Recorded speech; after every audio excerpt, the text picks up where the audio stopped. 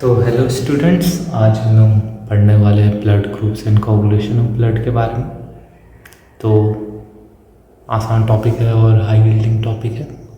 तो चलिए स्टार्ट करते हैं। ब्लड ग्रुपिंग दो तरह से हम लोग मेनली करते हैं। अभी तो पहले हम लोग पढ़ेंगे ABO ब्लड ग्रुपिंग के बारे में।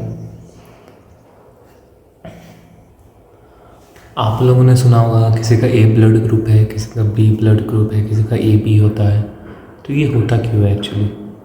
तो इसका रीज़न होता है कि सबसे पहला तो एंटीजन जो कि हमारे RBC के सरफेस पे प्रेजेंट होता है। कुछ एंटीजन क्या होता है? कोई भी प्रोटीन या पॉलीसेकेराइड हो सकता है जो कि सरफेस पे प्रेजेंट होता है RBC के। याद रखिएगा, एंटीजन सरफेस पे होता है और एंटीबॉडी प्लाज्मा में।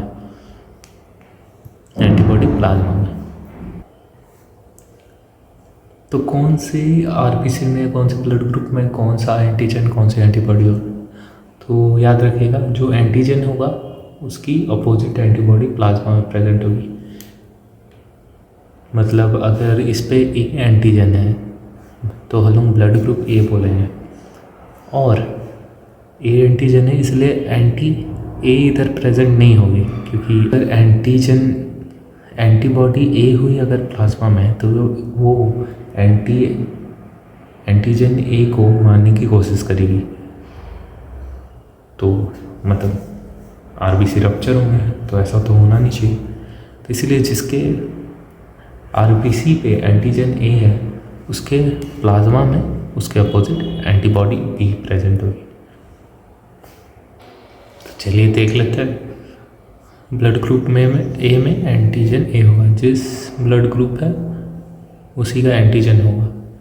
B में एंटीजन B, AB में एंटीजन A और B दोनों होंगे RBC के सरफेस पर, और O में कोई भी एंटीजन प्रेजेंट नहीं होता है।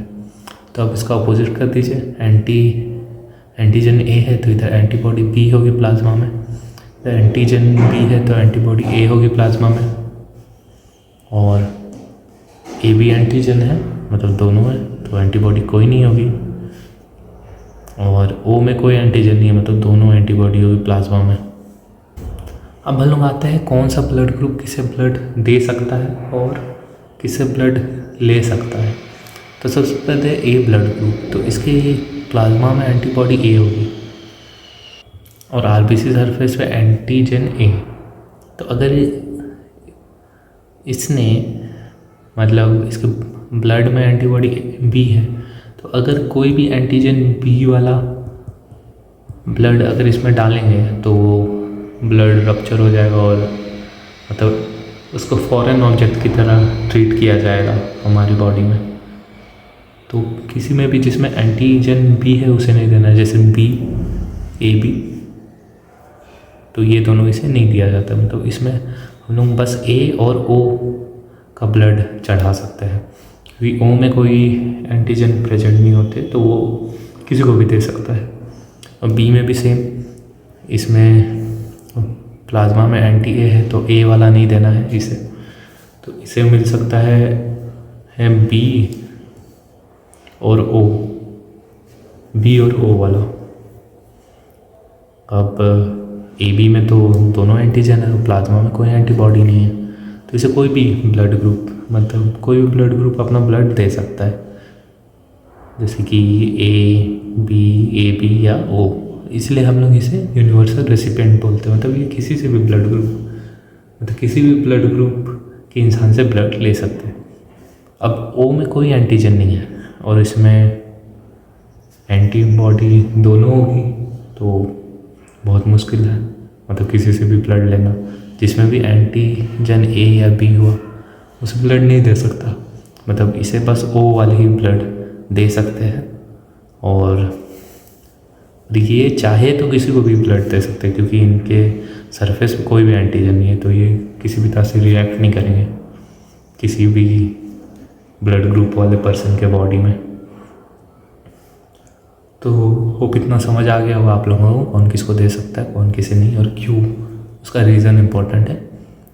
अब हम लोग RH कंपैटिबिलिटी पे आते हैं। तो आर एच ब्लड ग्रुपिंग होती है। उसके अलावा आपने सुना होगा A B positive, A positive, A negative, ऐसे। ये पॉजिटिव और नेगेटिव क्या है? ये पॉजिटिव और नेगेटिव इसी से आता है आर एच ब्लड ग्रुपिंग से।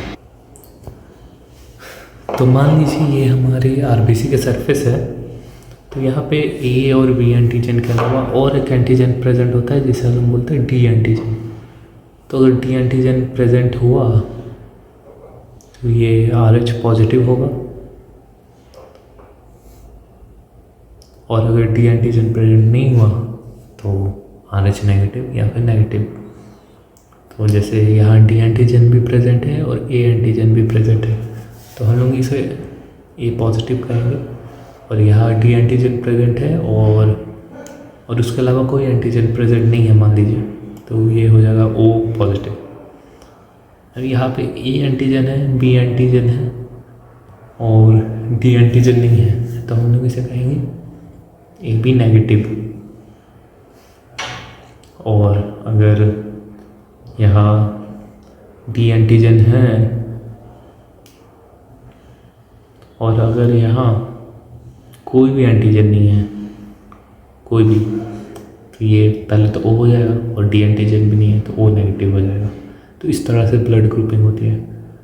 तो जैसे हम लोग ए बी के कंपैटिबिलिटी की बात करते हैं, मतलब ए वाले ए को देने पाएंगे ऐसा, तो यहाँ आर एच में भी वैसे ही होता है।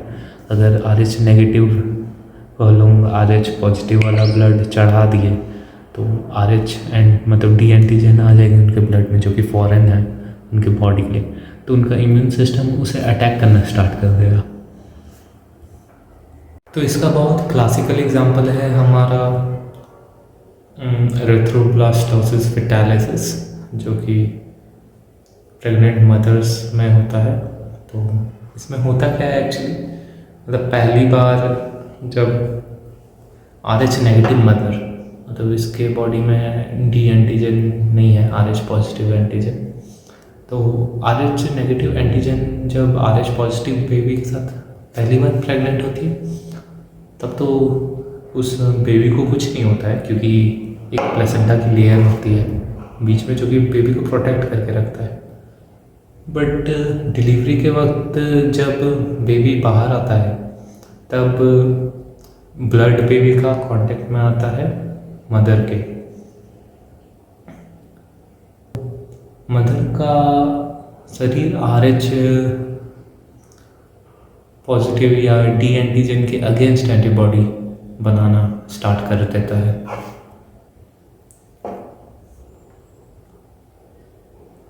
जिसे हम बोलते हैं एंटी आर एच एंटीबॉडीज, जो कि एक्चुअली आईजीजी होता है, क्योंकि स्मॉल साइज में होता है जीजी। तो बेबी डिलीवरी हो गई और कुछ नहीं हुआ, पर बात तब आती है जब मदर सेकेंड टाइम प्रेग्नेंट होती है with are H positive baby. तो इसमें जो एंटीबॉडीज पहले से मदर के बॉडी में है, वो प्लेसेंटा बैरियर क्रॉस कर लेता है, क्योंकि आईजीजी एक ऐसा एंटीबॉडी है जो कि साइज में छोटा होता है और प्लेसेंटा बैरियर क्रॉस कर सकता है, और ये अटैक कर देगा फीटल के, मतलब फीटस के आरबीसी को अटैक कर देगा, जिससे इस बेबी की डेथ हो जाएगी। तो ये होता है आर एच इनकम्पैटिबिलिटी, मतलब पहली प्रेगनेंसी में कुछ नहीं हुआ लेकिन एंटीबॉडी बन जाती है, और वही एंटीबॉडी सेकेंड प्रेगनेंसी और उसके बाद वाली प्रेगनेंसी में अगर आर एच पॉजिटिव बेबी है तो उसे अटैक कर देगा।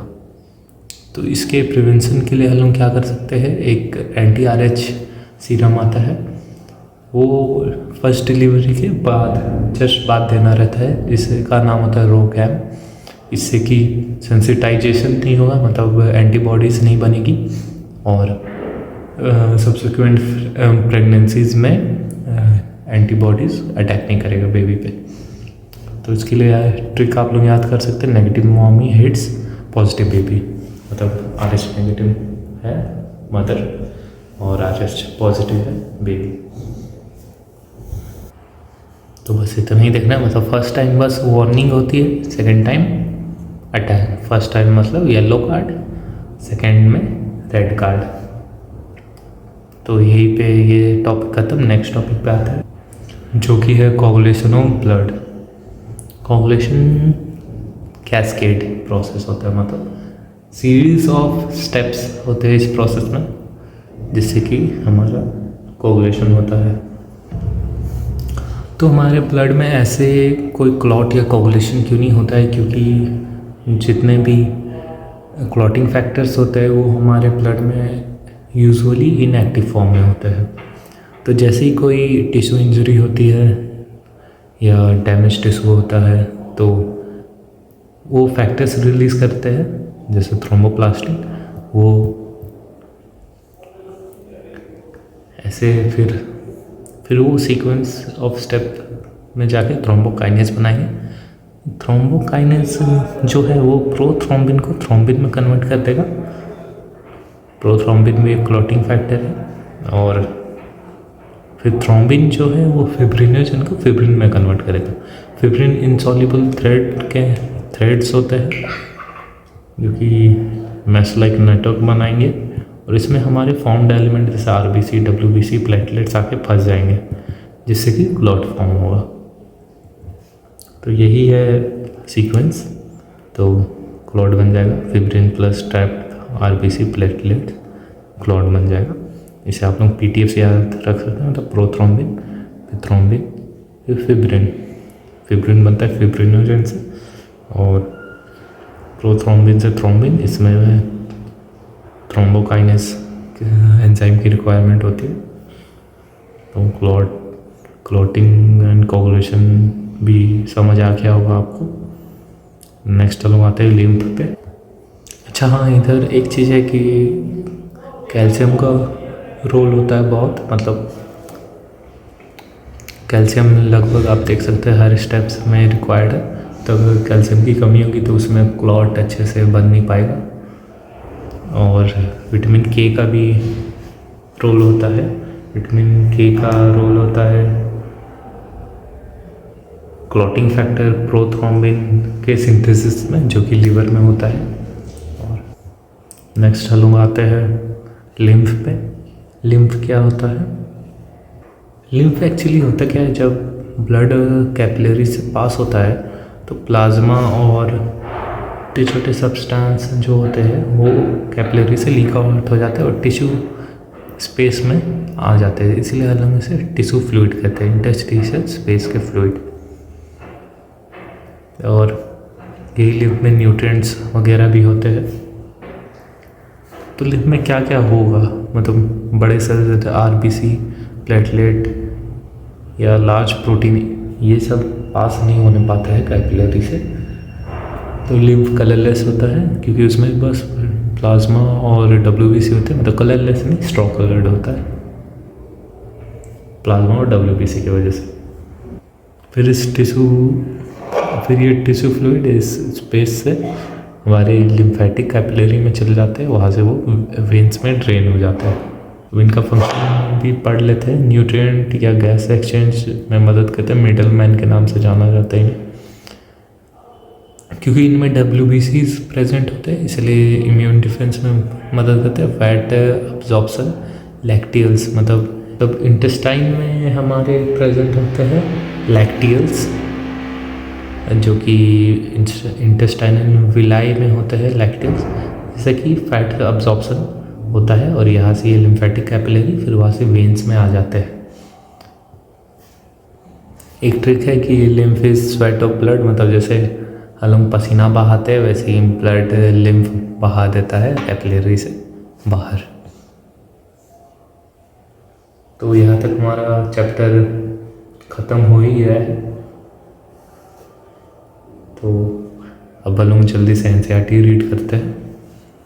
As you know, blood of human being differ in certain aspect, though it appears to be similar. Various type of grouping of blood has been done. To such grouping, AB and RH negative are widely used all over the world. मतलब AB और RH type के blood grouping ही use होते हैं ज़्यादातर, और भी होते हैं लेकिन यही दोनों मेनली यूज़ होते हैं। ABO grouping is based on the presence or absence of two surface antigen. Chemical that can induce immune response. Antigen क्या होते हैं, ये आप लोग याद कर लीजिए, केमिकल्स होते हैं जो कि हमारे बॉडी में यूजुअली नहीं होते हैं, तो अगर हमारे बॉडी में आए तो हमारा इम्यून सिस्टम उससे फाइट करेगा, तो वो इम्यून रिस्पॉन्स ट्रिगर कर सकते हैं, इंड्यूस कर सकते हैं। तो एंटीजन होते हैं chemicals that can induce immune response on the RBC namely A and B. Similarly, plasma of different individuals contain two natural antibody protein produced in response to antigen. The distribution of antigen and antibody in 4 groups of blood A, B, AB and O are given in table 15.1. ये table अच्छे से याद कर लीजिएगा। जैसा मैंने समझाया, A होगा तो एंटीबॉडी B होगी और डोनर कौन कौन ब्लड दे सकता है। Widely known that during blood transfusion, any blood group can be used. The blood of a donor has to be carefully matched with the blood of the recipient before any blood transfusion to avoid severe problem of clumping, destruction of RBC. गलत blood अगर हम दे देंगे recipient को तो destruction of RBC हो जाएगी, जिससे clumping हो जाएगी और मतलब सीवियर कॉम्प्लिकेशंस कर सकता है। The donors compatibility are also shown in table 15.1. ये टेबल देख लीजिएगा, ये मैंने समझा दिया। From the above mentioned table, it is evident that group O can be donated to person with any other blood group. Hence, O group individuals are called universal donor. O group वाले को universal donor कहते हैं क्योंकि कोई भी antigen नहीं present होता है उनके आरपीसी में। Then person with AB group can accept blood, मतलब ये किसी से भी ब्लड ले सकते हैं, इसीलिए इसे यूनिवर्सल रेसिपिएंट कहते हैं। अब हम RH ग्रुपिंग में आते हैं। Another antigen, the RH antigen similar to one present in rhesus monkey. इसे RH क्यों बोलते हैं, क्योंकि ये सबसे पहले र्यूसस मंकी में डिस्कवर हुआ था, हैंस मतलब र्यूसस मंकी में पाया जाता है, तो RH वहाँ से नाम पड़ा। एक्चुअली होता है ये D antigen. It is also observe on surface of RBC of majority nearly 80% positive होता है। ज़्यादातर आप लोग सुनते होंगे A पॉजिटिव B पॉजिटिव होता है, नेगेटिव बहुत कम देखने को मिलते हैं।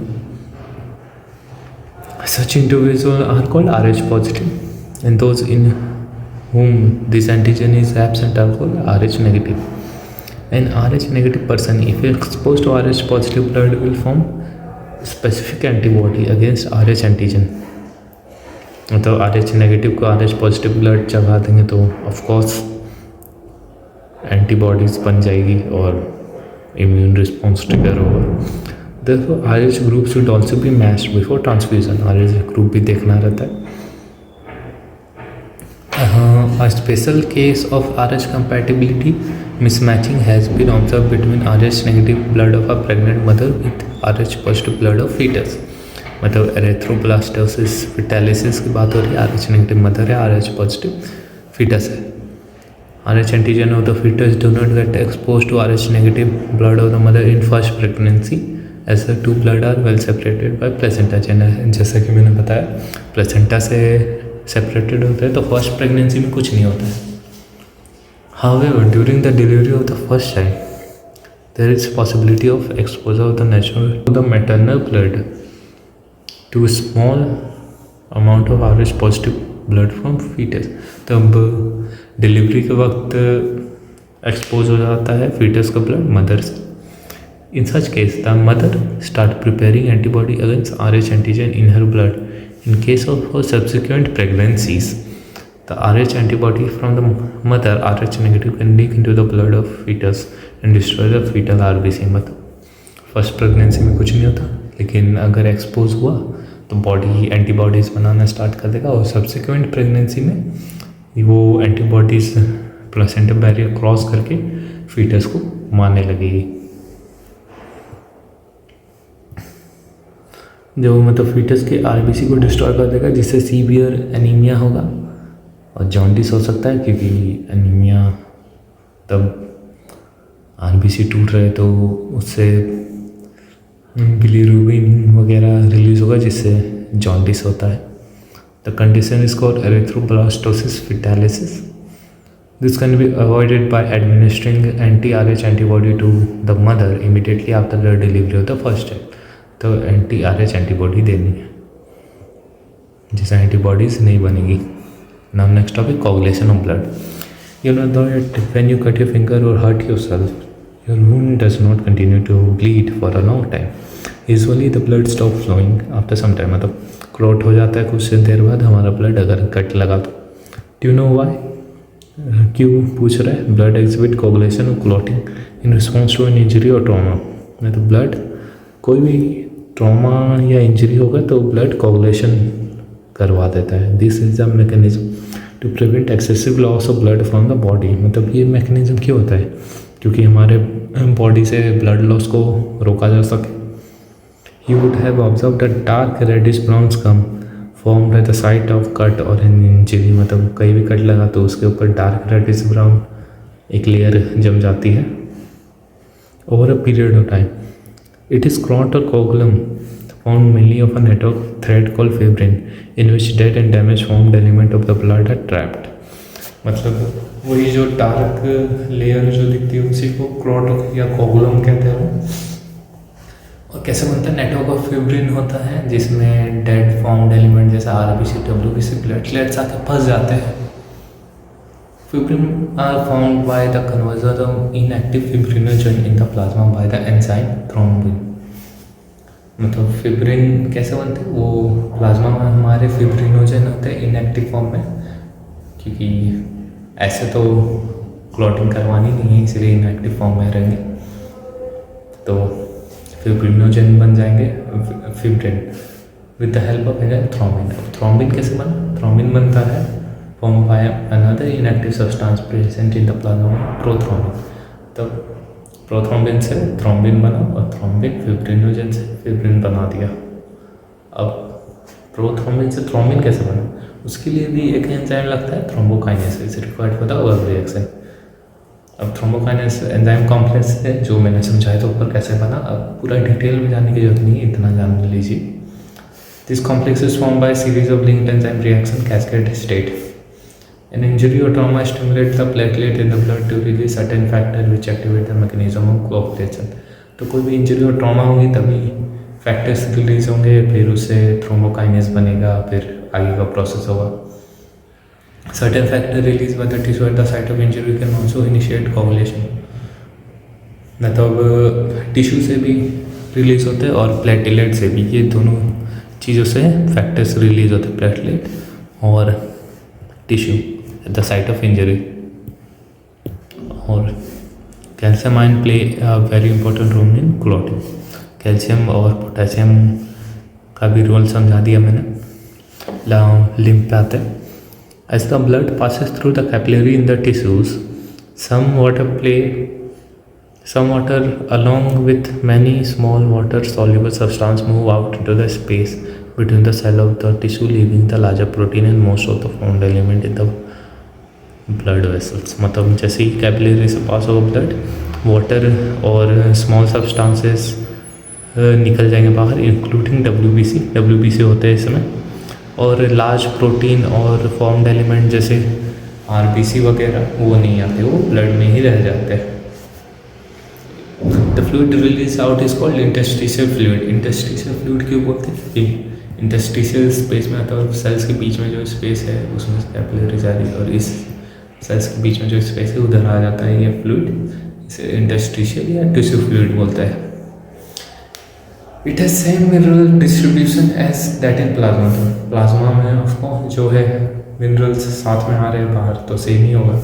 Exchange of nutrient gases etc between the blood and the cell have always occur through this fluid. मतलब सेल और ब्लड के बीच में न्यूट्रिएंट का एक्सचेंज यस लिम्फ से होता है. An elaborate network of vessels called lymphatic system collect this fluid and drain it back to the major veins. मतलब lymphatic system पे lymphatic capillaries, veins वगैरह उसे कलेक्ट करेंगे, वापस मेजर वेन्स में जाके ड्रेन कर देंगे. The fluid present in the lymphatic system is called lymph. तो वही टिश्यू फ्लूइड से इधर आ जाएंगे lymphatic system में तो उसे lymph कहेंगे. Lymph is a colorless fluid containing specialized lymphocyte. मतलब WBC होते हैं इसमें. Which are responsible for immune response to the body. WBC होंगे तो इम्यून रिस्पॉन्स करवाएगा नहीं। Lymph is also an important carrier for nutrient hormone, nutrient और hormone भी कैरी करता है। Fat are absorb through lymph in lacteals present in intestine, villi मतलब intestine में विलाइज होते हैं, उनके अंदर लैक्टियल्स होता है मतलब कैपिलरी टाइप फॉर लिम्फ, और यहाँ से लिम्फ मतलब फैट अब्सॉर्ब होंगे और लिम्फ में ट्रैवल करेंगे और जाके वेन्स में आ जाएंगे। तो ये अब्सॉर्प्शन का मैकेनिज्म और हो गया ये पार्ट भी। तो यहीं तक था, नेक्स्ट वीडियो में हम लोग मिलते हैं, तब तक के लिए पढ़ते रहिए। Thank you for watching the video and like share and subscribe.